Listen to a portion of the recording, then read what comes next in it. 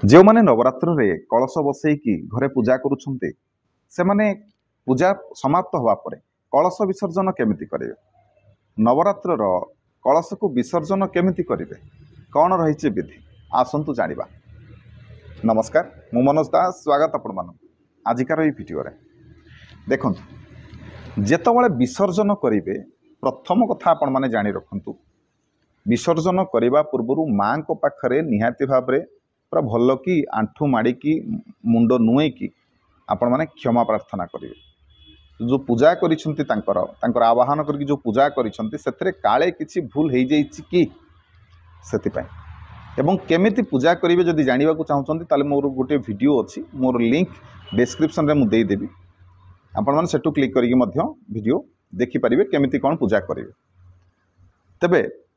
आपण मैंने निहाती भाव में माँ को पूजा करुँच नवरात्र करुँच माने कौन करेंगे ना माँ को फोटो हो प्रतिमा हो रखि एवं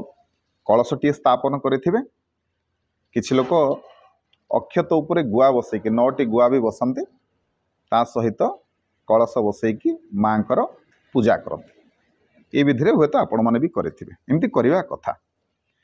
तेबे ये सबूर कौन करेंगे ना आपण मैंने कौन करेंगे ना कलश को जितेबाला विसर्जन करेंगे माँ को तो क्षमा प्रार्थना प्रथमे मागिबे कलश को विसर्जन करने पूर्व 5 थर कलश को टिके हल्लेबे एवं कलश को टिके घुंचई देबे ता जगार टिके हल्का भाव में घुंचई देबे तापरे कलश को विसर्जन करेंगे। कलश विसर्जन कर सारिबा परे मन रखंतु से कलशर जल रे कलश भितर जल थिबो पानी थिबो हम पानी पुरै थिबा से भितरे आपण माने कौड़ी पकेइथिबे पैसा पकेइथिबे से कौड़ी को बाहर करके पर्स रे रखंतु से पैसा को बाहर करके पर्स रे रखंतु ताहा आपणकर शुभ पैसा शुभ जिनस ताहा आपणक पय एवं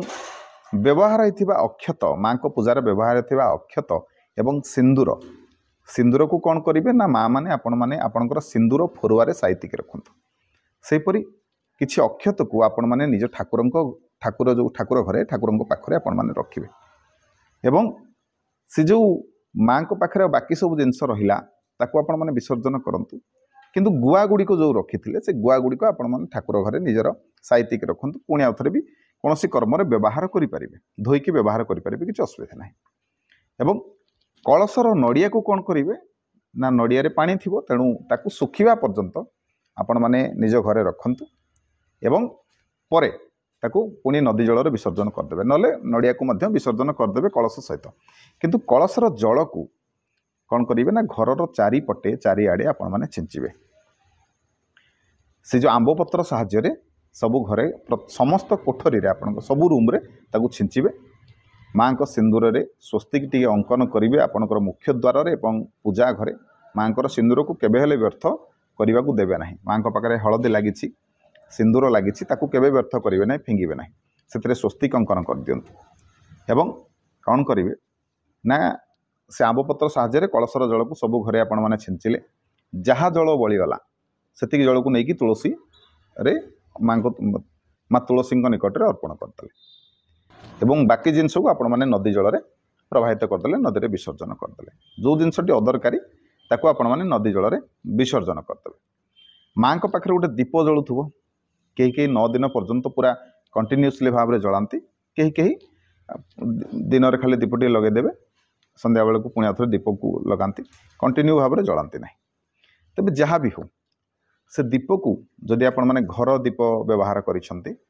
ताहले ताकू विसर्जन करने किसी आवश्यक ना एमती अखंड दीप जब जलई पुणी आपण मैंने रखंतु किसी असुविधा नहीं विसर्जन करार आवश्यकता किसी ना किंतु जदि आपण मैंने माटी दीपरे जलई माँ को पाई आनी दीप जलई ताकू विसर्जन कर दिंतु आपण मैंने आ गोटे कम करेंगे जितेबाला माँ को पूजा हो माँ को पूजा समय प्रथम दिन कौन करवा कथा ना शेष दिन भी उपायटी कले हम कि श्वेत सोरिष बजार में मिलूँ ताकू आनिकी कौन करेंगे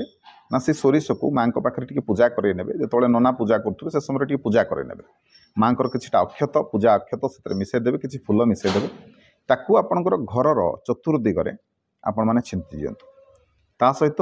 आपणकर घर ठारू छिड़ा होगी जी दूर पर्यंत आपंकर जदि जगह अच्छी जी दूर पर्यंत फिंगी पारे अन्य का जगह को फिंगे निजर जदि जगह अच्छी सामना को पछपटे डाण पटे बाम पटे निज जगह उपर छिड़ा है जदि लंबा दूर पर्यंत जी दूर पर्यंत आपण मैंने फिंगी पारे जाणी रखु से दूर पर्यंत कौन नकारात्मकता शक्तिर प्रभाव आपण खास करके रही भूत प्रेत कथा जदि कहवा कि आपण कहीं किसी करने को चेष्टा करुच्ची ताले से दूर पर्यंत आपंकर किसी हम ही ना माँ को एतिकी शक्ति अच्छी माँ को पूजा लगी श्वेत सोरिष को आपण मैंने ये कमटी करूँ निश्चिंत भाव में आपको सुफल मिले एवं माँ को पाखे जो पूजा हो जो सिंदूर कि चंदन पूजा है से चंदन को प्रतिदिन आप ठाकुर घर रखु प्रतिदिन लगातु माँ मैंने तो निज सिंदूर फुरुआर रखी दिंतु एवं व्यवहार करूँ निश्चिंत भाव में बहुत शुभ सेहीपरि आ गोटे कथा जदि नवरात्र पूजन समय शेष दिन जदि आपण मैंने होम कर घरे ताले होम जदि पूर्णाहुति करेंगे कौन नड़िया पोड़ी थे ताले से नड़िया को आपणकर परिवार समस्त सदस्यों भितर बांटिकी आपण मैंने खाईपारे निजर परिवार सहित खाइबे अन्य ताकू देबे नहीं ए कथार ध्यान आपण मैंने रखिबे तेबे यही विधि आपण मैंने पूजा करंतु निश्चिंत भाव में आपको सफलता मिलिबो सुफल मिलिबो माँ को आशीष और कल्याण निश्चिंत भाव में मिलिबो। वीडियो भल लगे वीडियो को लाइक करेंगे शेयर करेंगे चैनल को सब्सक्राइब करने को अनुरोध रही। जय जगन्नाथ जय शिव शंभु।